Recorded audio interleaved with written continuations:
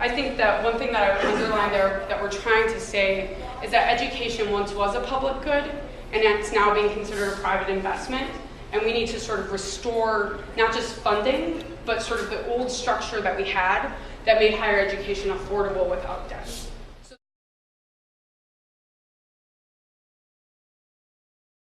Over 60% of that 1.2 trillion is held by people over the age of 30. This year, over 155,000 seniors had their Social Security checks garnished to pay back student loan debt.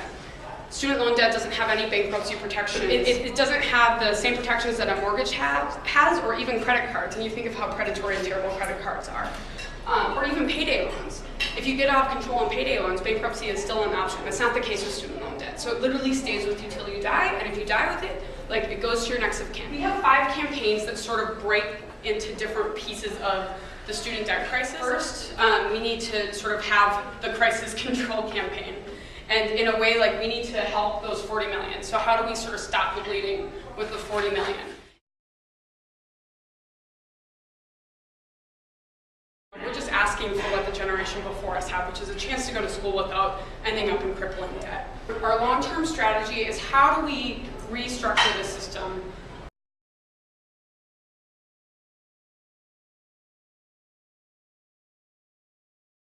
all sorts of people that are making money off of this system, right? There's the banks, there's the lenders to students, there's the lenders that lend money to schools to build their climbing gyms that are making just bang up dollars off of schools themselves.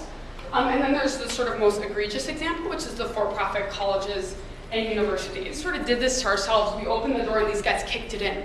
And they're just making so much money, all federal money, almost all federal money, that they're sort of siphoning out of the system with horrible results for students. We have a whole coalition of organizations that are going after them. It's sort of like, of all of like the groups that are like making money off of the system, like that's the worst sort of example of what happens when you financialize the higher education system. Crisis is getting worse. That's basically what I'm trying to show. And we have this trend that Maggie talked about where the states are disinvesting and then tuition increases massively.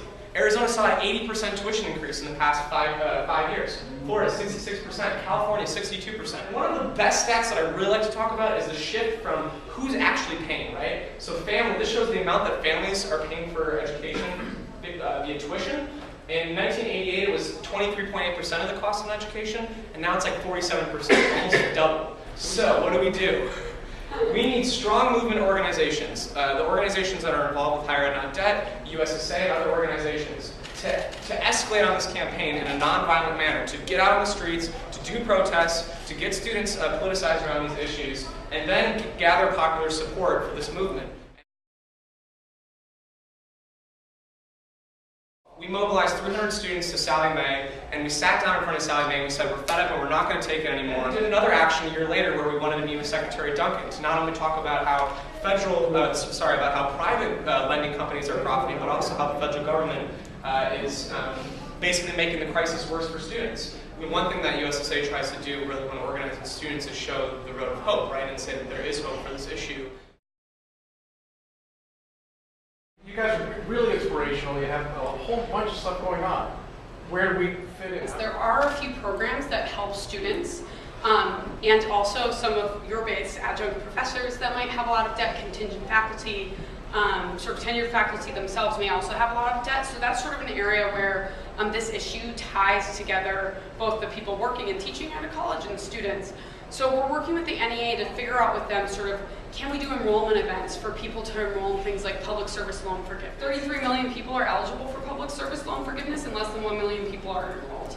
So can we like sort of use that as a way to organize young members for your union? So sort of as a benefit of the union, like we will help you enroll in these programs that will help you. And so using that as sort of an entree to talk to students, adjuncts, contingent faculty, peers in the community that you want to build a base with, is just a really powerful way to sort of bring this issue and then integrate that into whatever your meeting is on, whatever the on-campus campaign is on.